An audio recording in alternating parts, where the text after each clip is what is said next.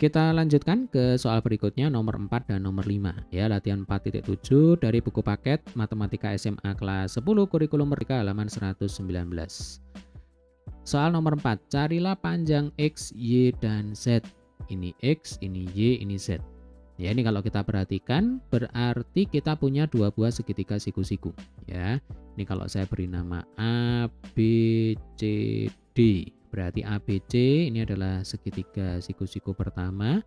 Lalu untuk BCD ini adalah segitiga siku-siku yang kedua ya. Panjang AC 8, kemudian panjang AB sama dengan X. Lalu di sini diketahui sudutnya 60 derajat.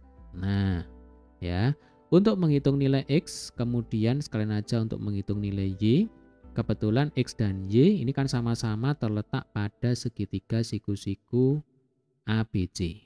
Maka adik-adik bisa memanfaatkan perbandingan trigonometri yang berlaku pada segitiga siku-siku ABC. Ini sudutnya 60 derajat ada di sini ya. Jadi kalau BC ini kan sisi depan. Sisi depan bagi sudut 60 derajat. AB ini adalah sisi samping. Ya kan, bagi sudut 60 derajat. Kalau AC ini jelas merupakan sisi miring. Nah, sejauh ini perbandingan trigonometri yang sudah kita pelajari bersama itu kan ada 3. Ya kan, yang pertama adalah sinus. Nah, sin theta itu rumusnya adalah sisi depan dibagi dengan sisi miring, sin demi. Lalu ada kosinus ya, rumusnya adalah cos sami. Nah, sisi samping dibagi dengan sisi miring. Kemudian yang ketiga adalah tangen ya, rumusnya adalah tan desa, sisi depan dibagi dengan sisi samping. Di sini ada AC, kemudian ada sudut 60 derajat, yang ditanyakan adalah X dan Y. Berarti untuk menghitung X ya, ini kan sisi samping. Nah, maka kita mencari dari ketiga perbandingan trigonometri ini mana yang mengandung sisi samping kan begitu. Jawabannya adalah kalau tidak cos ya tangen. Nah, tetapi kalau kita menggunakan tangen, sisi depan ini juga tidak diketahui. Ini ditanyakan. Nah, berarti kita tidak bisa menggunakan perbandingan trigonometri tangen. Berarti satu-satunya cara adalah menggunakan perbandingan trigonometri kosinus ya. Cos berapa? Ya berarti cos 60 derajat. Rumusnya adalah sisi samping dibagi dengan sisi miring. AB ini yang ditanyakan dibagi dengan AC. 60 derajat itu merupakan sudut istimewa ya. Cos 60 sama dengan setengah. Ini hukumnya wajib harus dihafalkan ya. Panjangnya AB sama dengan X, panjangnya AC sama dengan 8. Tinggal dikali silang. 2 kali X sama dengan 2X, 1 kali 8 sama dengan 8, maka X sama dengan 4. Oke, gampang ya. Selanjutnya kita akan menghitung berapa panjangnya sisi BC. Berapa nilai Y di sini. Nah, ini sisi depan ya. Nah, sekarang adik-adik bebas ini bisa menggunakan perbandingan trigonometri sinus bisa, ya kan? Kemudian perbandingan trigonometri tangen juga bisa. Yang tidak bisa adalah perbandingan trigonometri kosinus. Karena yang dicari adalah sisi depan. Nah, di rumus kosinus ini tidak mengandung sisi depan ya. Oke lah, kita akan mencoba menggunakan perbandingan trigonometri sinus ya.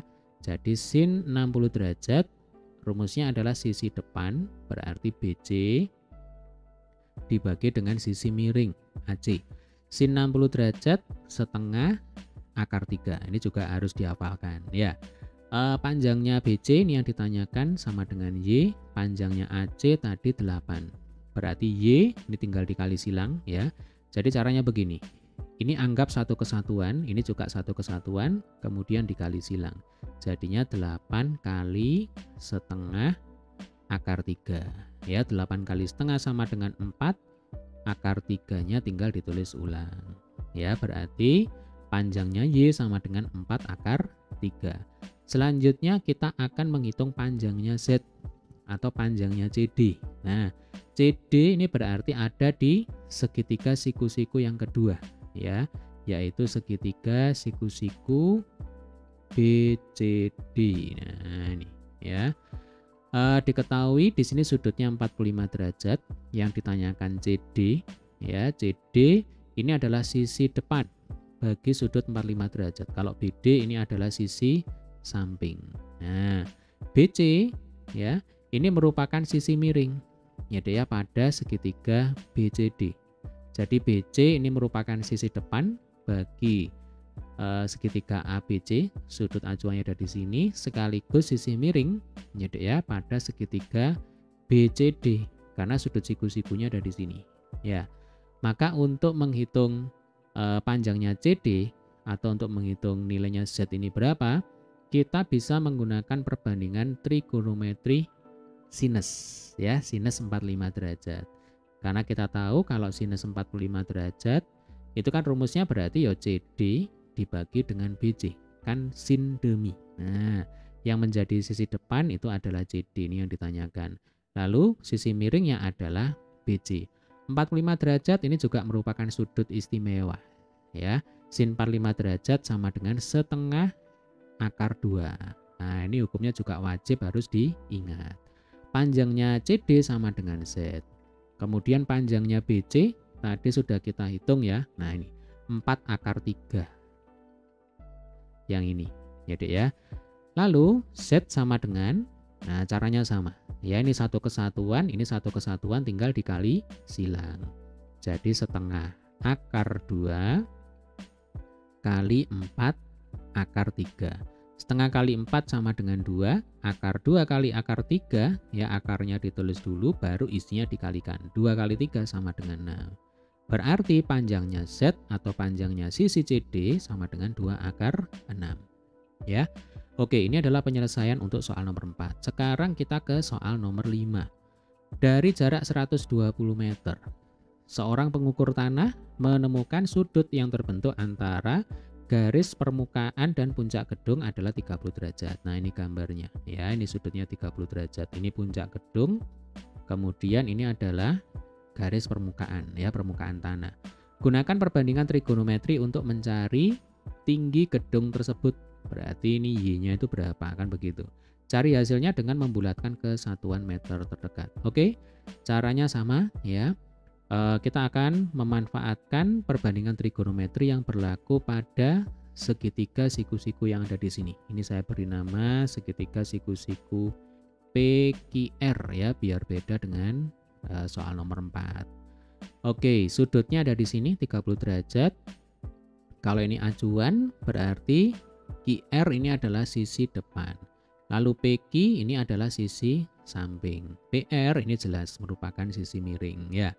Untuk menghitung Y atau di sini adalah sisi depan ya, kita bisa menggunakan perbandingan trigonometri tangen ya. Kalau sin dan cos ini jelas tidak bisa.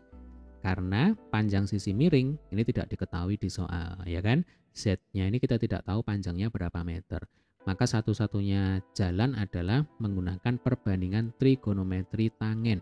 Tangen berapa? Ya tangen 30 derajat. Rumusnya adalah tan desa yang ini. Ya.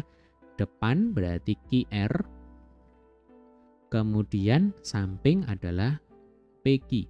30 derajat ini juga merupakan sudut istimewa ya. Nilai tangennya adalah sepertiga akar 3 ya. Panjangnya QR ini sama dengan Y, sementara panjangnya PQ ini 120 meter ya, tinggal dikali silang. Ini satu kesatuan dikalikan dengan 120. Berarti 120 kali sepertiga akar 3 sama dengan 40 akar 3 meter. Nah, sebenarnya sampai sini saja sudah benar ya. Jadi tinggi gedung adalah 40 akar 3 meter. Tetapi di sini perintahnya kan carilah hasilnya dengan membulatkan ke satuan meter terdekat. Berarti ada pembulatan di sini ya. Berarti ini harus kita bongkar. Nah, kita pakai kalkulator aja. Kalau akar 3 itu kan sama dengan 1,73 sekian-sekian ya. Lalu kalau adik-adik kalikan dengan 40 itu hasilnya adalah, ini saya pindah di sini ya. Nah, ini sama dengan 69,282 sekian-sekian meter. Nah, ini kalau dibulatkan ya Dek ya ke satuan meter terdekat ya berarti menjadi berapa? 69 meter.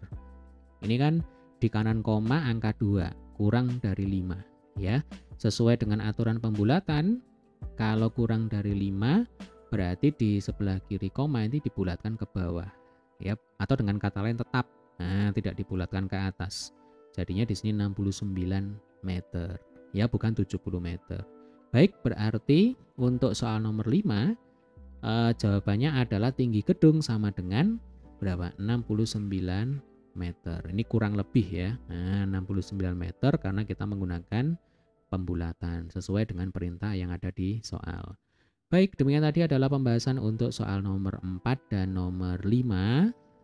Semoga bermanfaat. Sampai ketemu di video pembahasan soal berikutnya.